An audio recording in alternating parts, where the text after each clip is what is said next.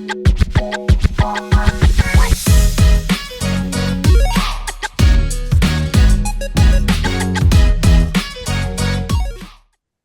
welcome to Investing for Generational Wealth. I'm John Lai from Cloud Capital, where we help high earners just like you invest outside of the stock market passively to achieve long-term generational wealth through superior risk-adjusted returns, long-term passive income, and cash flow and tax benefits. Together with investors, we're renovating over 900, really 1,000 apartments at this point and building over 500 single-family rental homes. Before we begin, as always, a quick disclaimer: we're not financial advisors. All investments are subject to risk, including possible loss of money you invest. So perform your due diligence and consult your CPA, your attorney, and whomever else you typically consult. So again, my name is John Lai. I'm your host today. And today's topic is why relationships are more important than money. And that more or less, kind of makes sense, but I'm sure our guest today, Joel Friedland, will be able to enlighten us. Joel, I'll just give a quick highlight on your bio, but love to get more on your life story, how you got to where you are today. 43-year track record in industrial real estate. He co-founded a company and hired and managed and mentored over 60 professionals. And he sold that company and subsequently founded Brit Properties. He also has secured over 2,000 industrial property leases and sold over $2 billion in volume with over $250 million in acquisitions. With that, Joel, would you like to give a little bit more on where you got to where you are today? Sure, John. My pleasure to do so. I am in the industrial real estate investment business. A lot of people don't know a lot about industrial, but industrial is probably the hottest asset class of all types of real estate in today's world. And there are a lot of reasons for it, but the thing that I learned when I was a 22-year-old, I'm now 65, by the way, so I've got 43 years of experience. What I learned working for a family, not my family, but a family that owned 80 industrial buildings in the Chicago area, is that great wealth does go through the generations, and the relationships between family members of the investors are really important because nobody lives forever. Mm-hmm.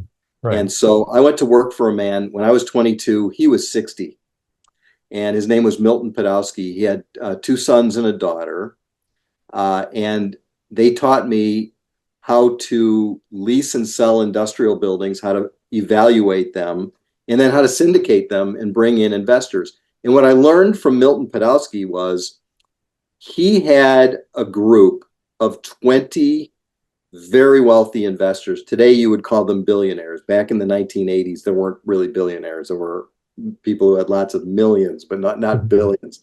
And so he had these relationships that he had developed. And every time he went out and either developed or bought a new property, he would bring in a group of partners. And these were the people that he had known for many years that trusted him.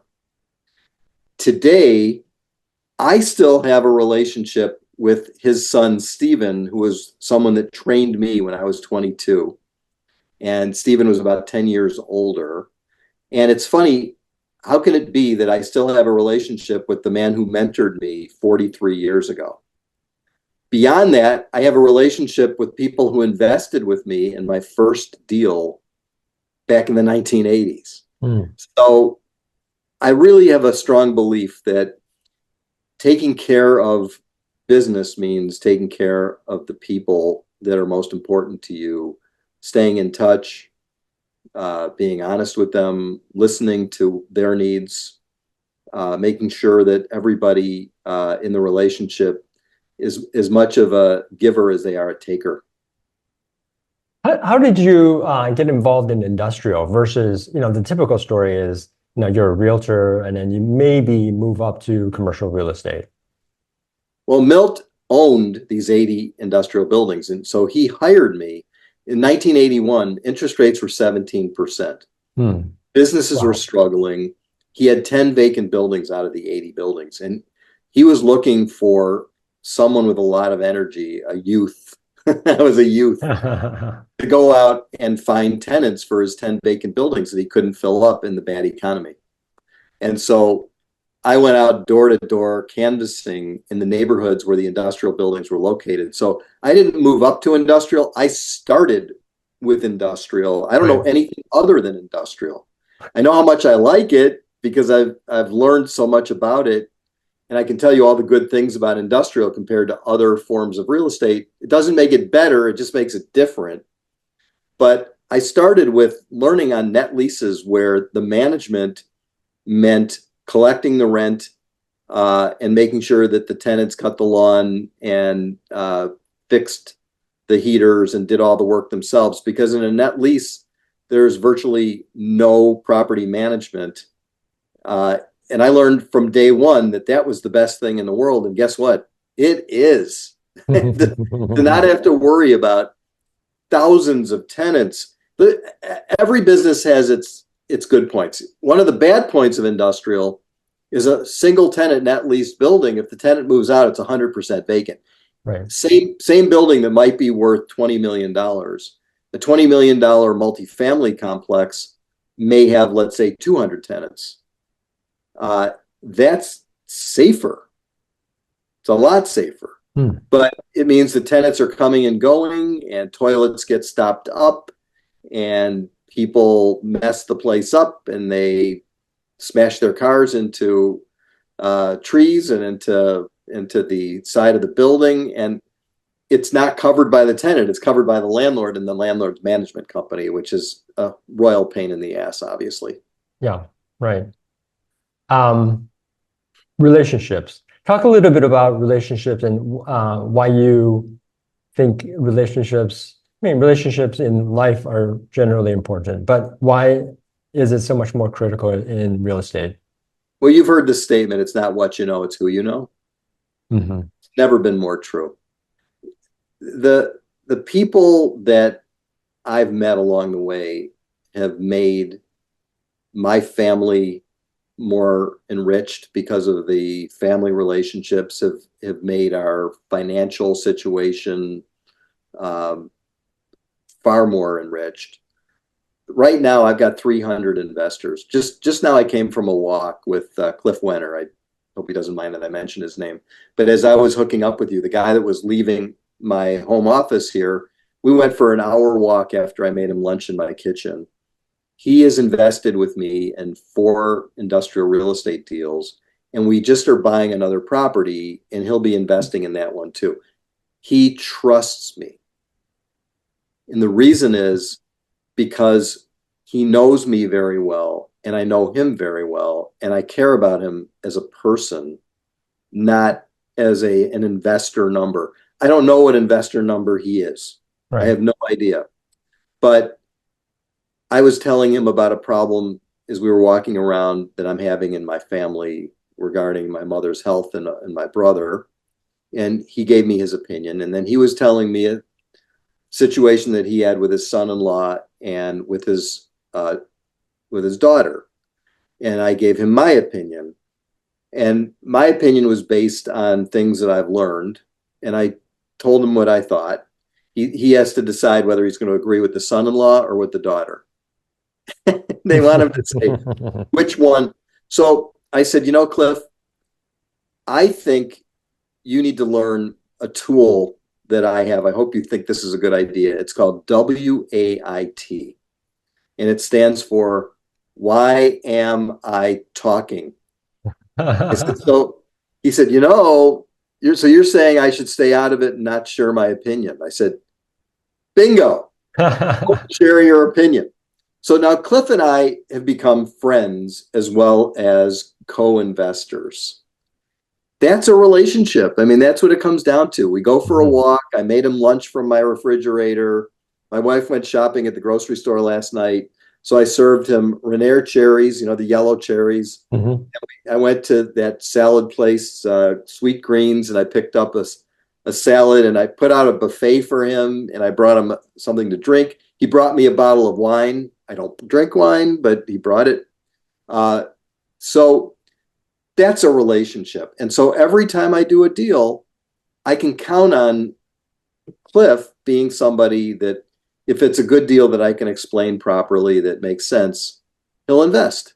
Hmm. So I can go buy a $10 million property, and I don't have to worry about where the money's coming from because I've established these two-way relationships with a number of investors. Some of them invest $1 million at a time.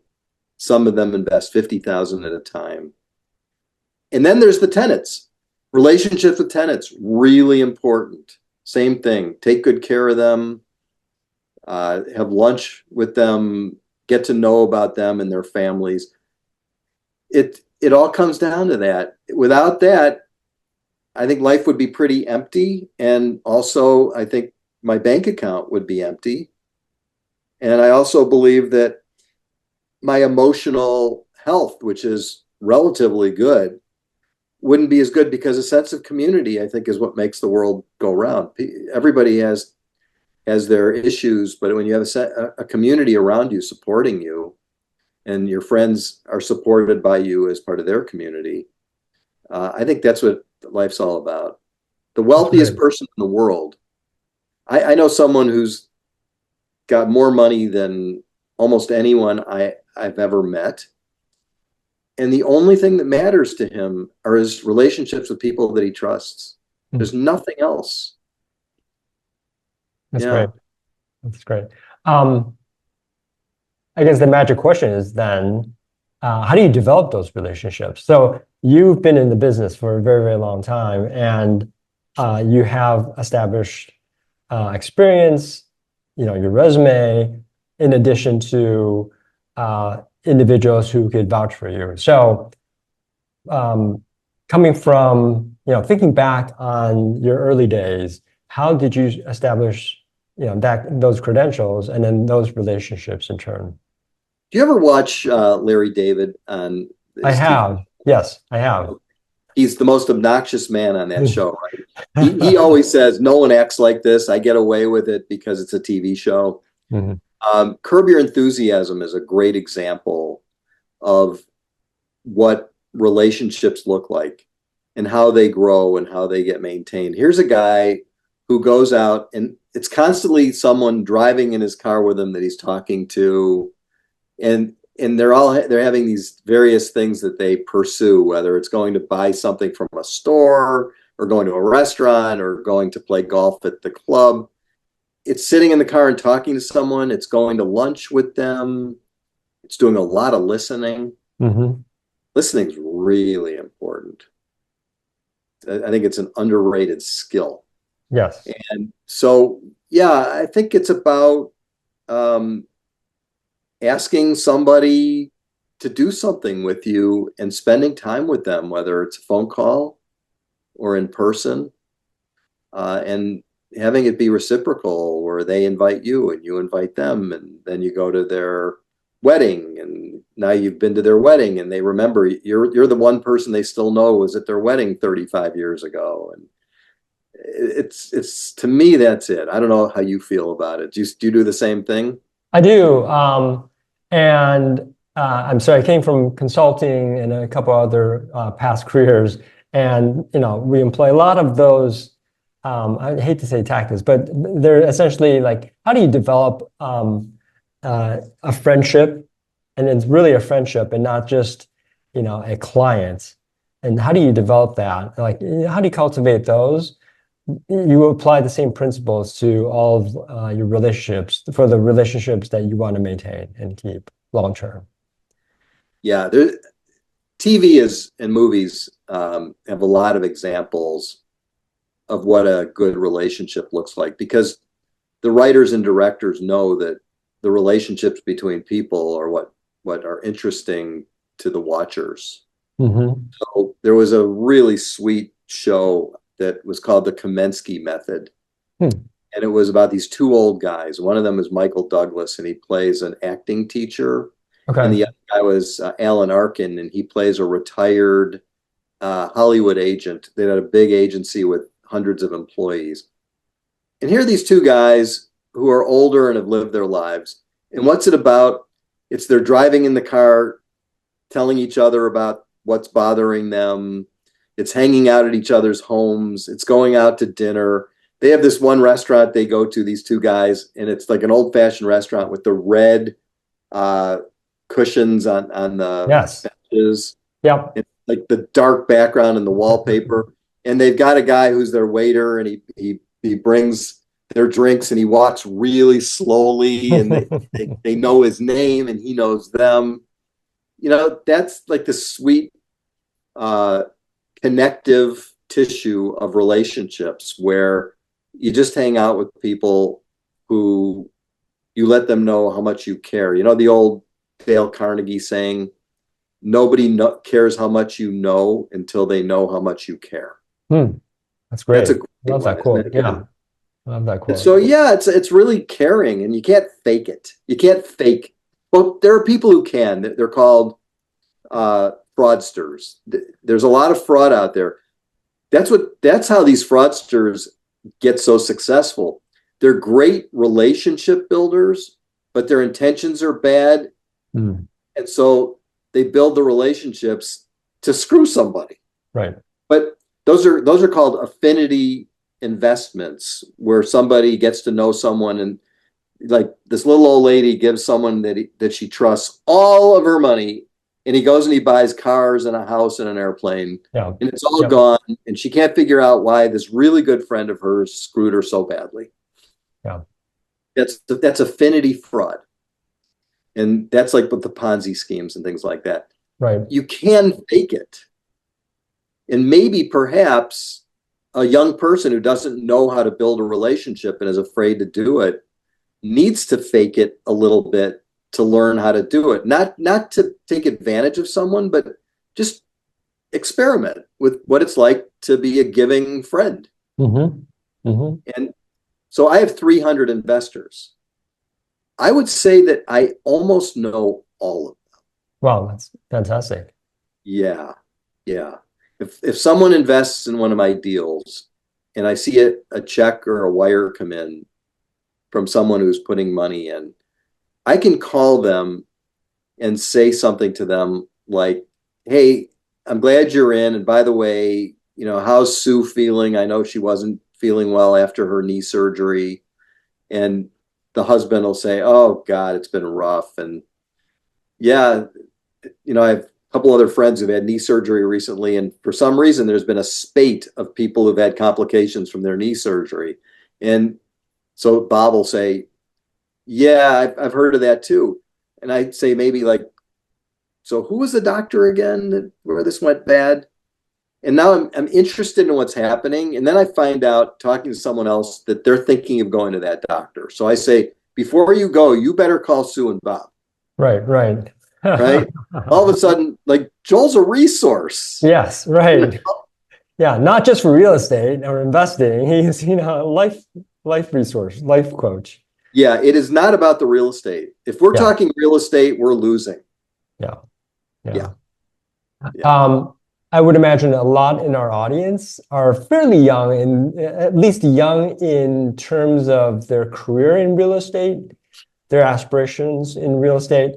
And I go back to the question of how to develop, like maybe not so much the personal relationship aspect, but like how do you find those people that might be investors? And what did you do when you were, call it 22, 23, 24? Your mentor might already have a database, but how do you find those new investors? I cold called. Okay. I did a lot of cold. And what list are you looking at to cold call? I went door to door. I didn't use a list. Oh, wow. And I still do it. Okay. This summer, I hired 10 summer interns, all college students. And I came up with a list. My office helped me do this. I didn't do it myself, but we came up with a list of 1,000 buildings that we might want to buy in our Hmm. market here in Hmm. Chicago, industrial buildings. Right. And I gave these 10 interns the job of going together in teams to stop in at each building and ask them if they would want to sell their building. Hmm. They walk in the door and it would be sort of like this. And we've had some really funny things happen. Like they've been thrown out, they've been sworn at, Right. and they laugh hysterically because they do it together and they know that there are times when someone's nasty. So I took them out and showed them how to do it the first day. I took them as a group. Hmm. And I walked in the door of an industrial building in a town here called Elmhurst. And I talked to this fellow who owned a company on Oak Lawn Avenue in Elmhurst. And I said, this is my crew of summer interns. We're looking to buy a building in this neighborhood. Their job is to find buildings. This is their first time ever stopping in at anyone's building. Would you mind giving us a tour of what you do in your company? He said, sure, come on in. So now there's 11 of us following this guy around. And he's telling us about, he's so happy to be able to show off his business and the machines and the racks where he keeps things and the employees and the offices. We were there for 20 minutes.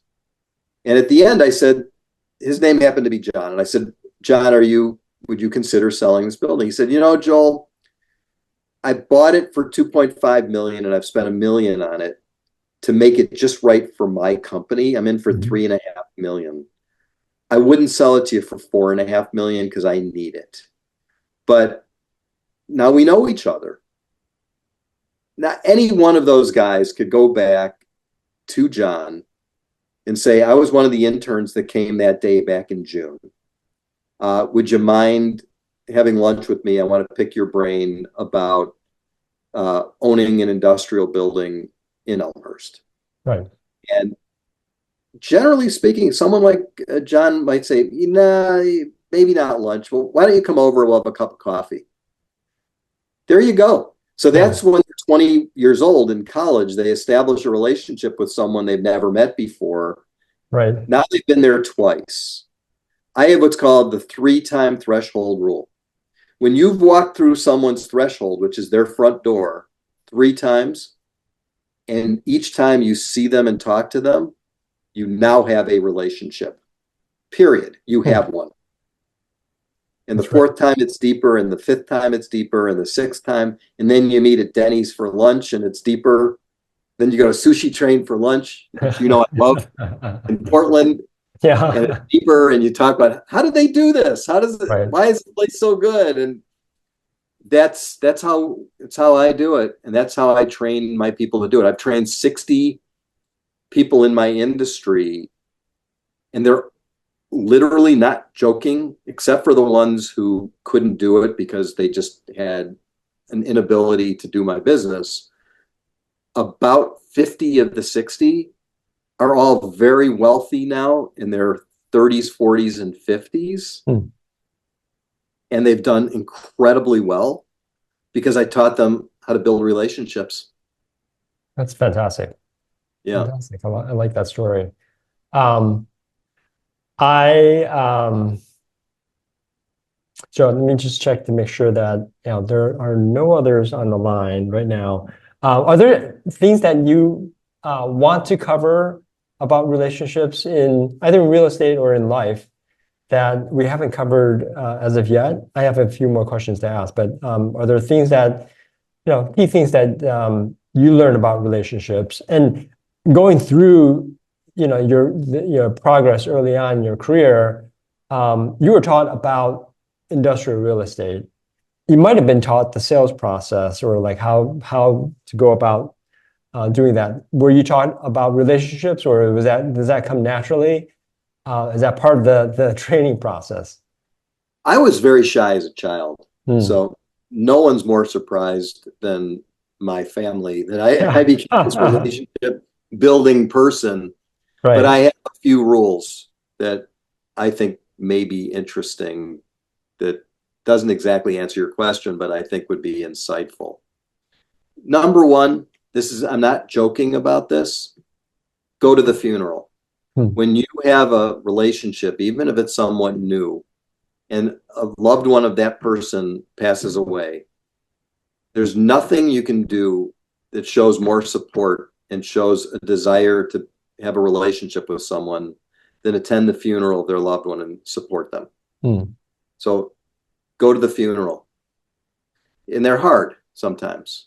Sometimes it's difficult. Sometimes it isn't. Sometimes you hear the story about the person in the eulogies, whether from the clergy person or the family, and you feel closer to the person and the family because you went.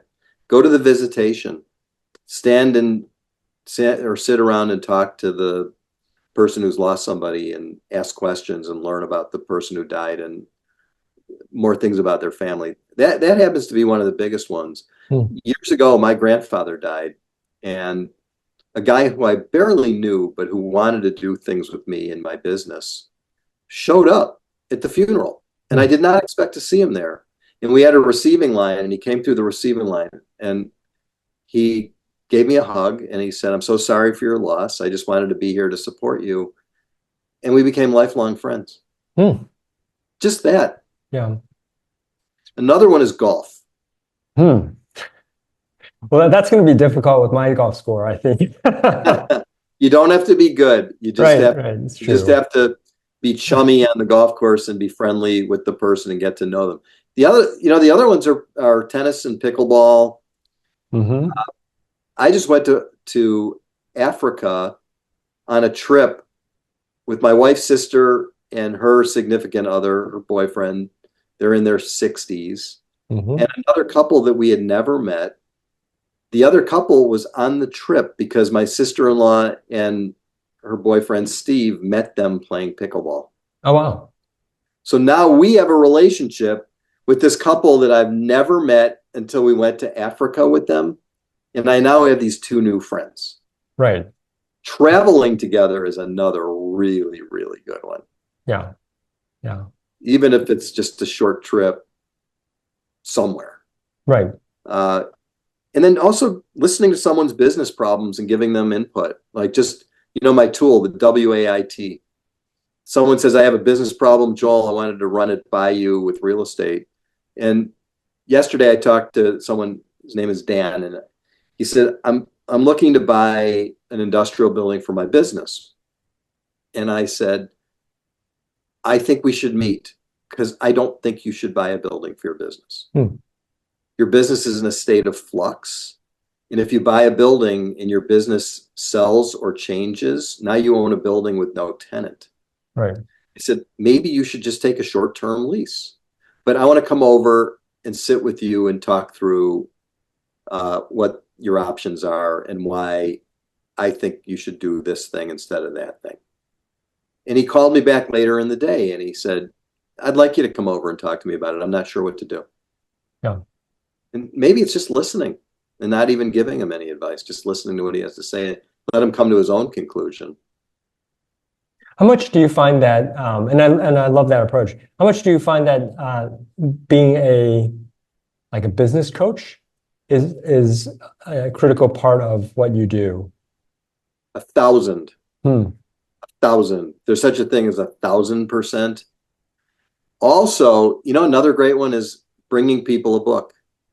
If you have Yes. a book that really has moved you and has made a big difference in your life, in the beginning of or even the middle of a relationship, to bring a person a book and say, this was one of the most meaningful books I've ever read. I wanted to give it to you because I thought you might like it. Yeah. How could somebody not remember that, right? Right. I mean, Right. has anyone ever given you a book? Uh, People have in the past, yes, and they have been memorable, which is great. Yeah. Yeah. Another one is joining charities, a charity Oh, board, uh, do something where you're giving back in the community and get to know people on the board. That's a really great way to build relationships because now you have a common purpose with somebody and you have a reason to talk to them and a reason to yep. work on a project with them. Yeah, that's a That's a fantastic. that's a really good one. If I Right. were to give the advice to a 22-year-old Joel like myself, I'd say get on at least one or two boards of something that you feel passionate about and meet the people on the board and get to know them. Yeah, I like that. I like that. I Bring them mean, a book, yeah, bring them a book, take them to lunch, you know, yeah. And attend their funerals. So the and funerals of loved attend ones. their family funeral. Right, right. I've always been told attend networking sessions, and like I'm not the most gregarious guy. I've been in this, probably in your shoes. So networking sessions always seemed like not necessarily a waste of time, but it seemed like it was like palm pressing events more so than anything else. How have you find those? I don't like them. I don't. I find that most people who go to networking events are not terribly successful at anything they do, Hmm. and they're going because it's someone told them to go, and it's a little bit of a risk to them. Of course, they're being vulnerable to go.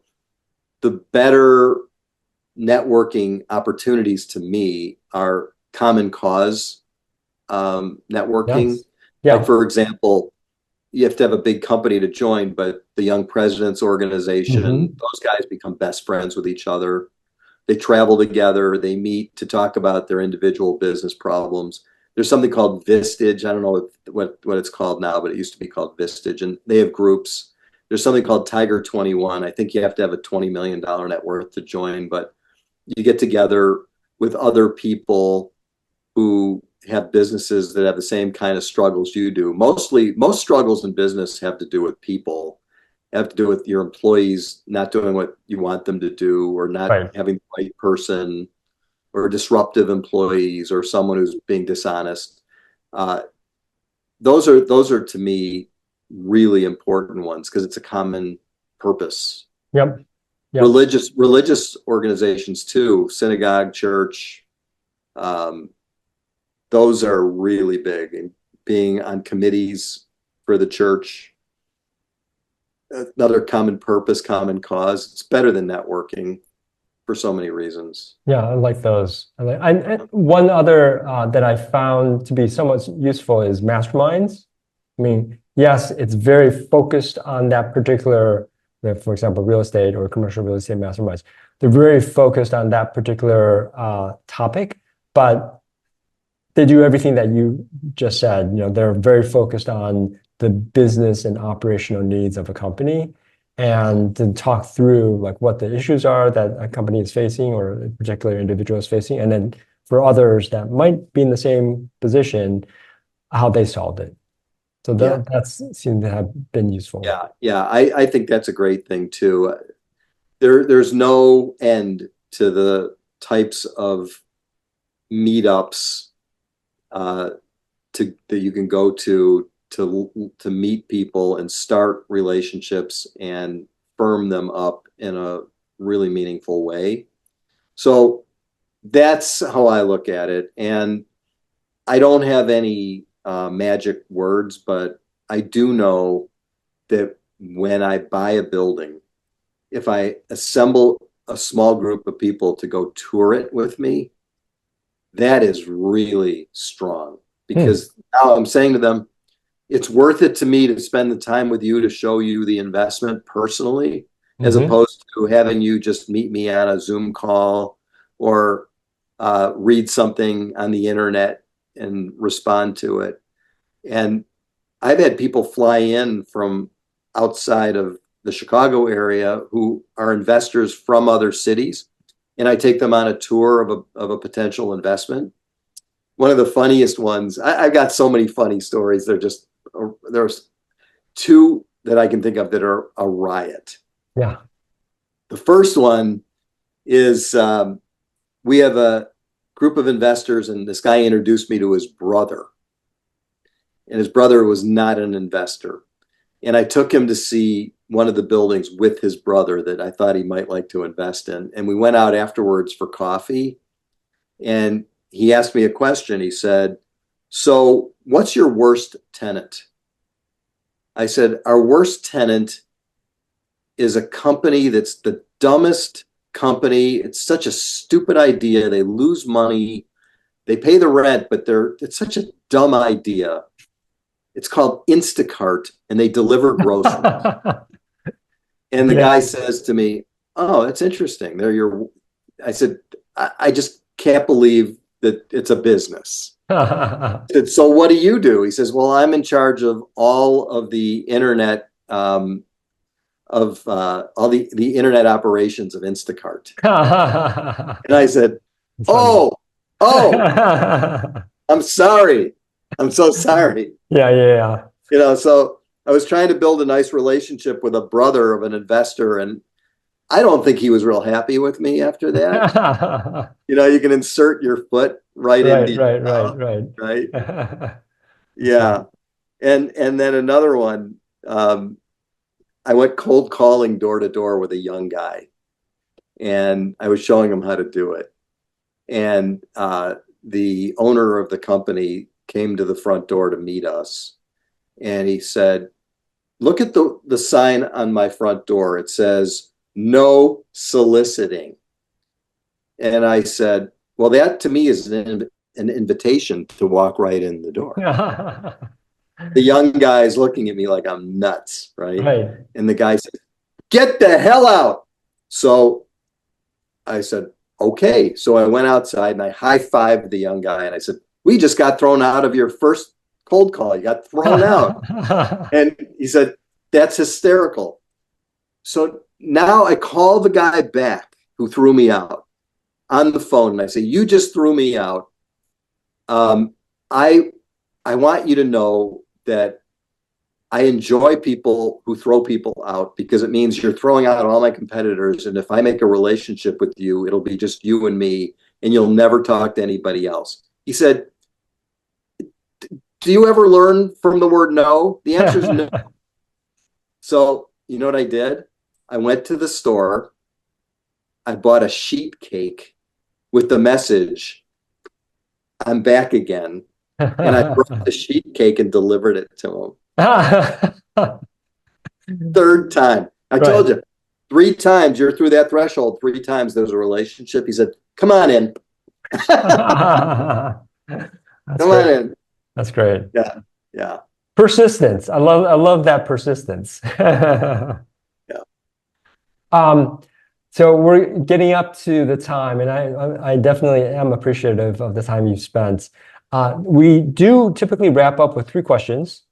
The first question you kind of went to, but I want to ask it again. Maybe you have a different example, which is, what is one of the worst, I guess, returning investments, or maybe it's just like experiences that you've had in your commercial real estate, industrial commercial real estate career? Like, what type of investment has not done as well as you thought? In fact, it may have done worse than you would have thought.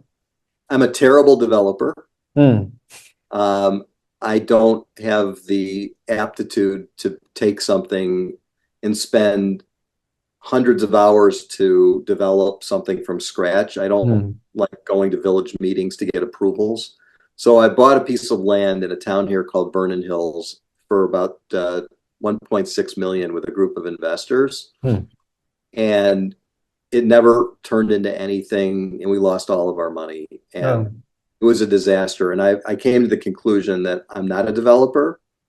I don't want to be a developer. I'm not interested in learning anything more about it. So I apologized deeply to all my investors who put money in. Someone put 100,000 in, and they may be with me again in the future, but they were very upset to have lost $100,000, and it's because I screwed it up. I wasn't good at it. Yeah. Well, it's a good learning experience and good educational experience. Curious to know, and I haven't had to deal with this yet, but I know I will deal with this in the future. Like, how do you recover from that? Not for yourself, but like with the investors that invested in that deal. Besides, the mea culpa, but how do you recover from that so that you can gain their trust again? 7 years. Takes 7 years. Yeah. After 7 years, the pain of losing that money, they forgot. And if you stay with them and you're still connected, after 7 years, they'll go into your next deal. Okay, Not 6 good to years, know. not Yeah. 5 years, 7 years. The memory of it should have faded by then. But what it is they figure out you're still there after 7 years. So that bad deal wasn't who you are. You're Right, still doing it. So you must be doing something right. So right. it was 7 years ago. Maybe you've learned something, right? So yeah. Yeah, yeah. Um, Curious also to know, like, when your career did that happen? Because if you've had like a good 20, 30 years and then you made that investment, you had a track record or a spectacular track record of 20, 30 years. That one blemish shouldn't really blemish the entire, and wipe out that entire 20, 30 years. Like, when did that happen? Was it early on? No, it was Okay. late. It was, Okay. I started to believe that I could do almost anything because Right. I had so much Right. success early. I said, I can do this.